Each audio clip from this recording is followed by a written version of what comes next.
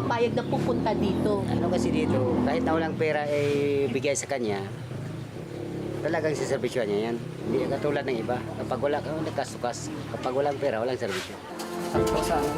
Mag-aalas 6 na ng hapon nang matapos ang pag-eembalsamo.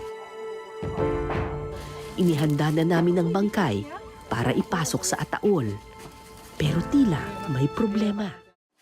Dahil iisa lang ang sukat ng mga libreng ataol ng munisipyo, nagkaroon ng kaunting problema.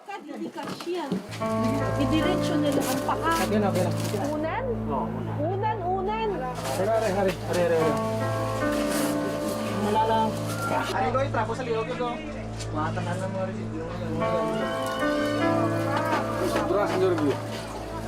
Sakto na? Pero nagawa naman nila ito ng paraan.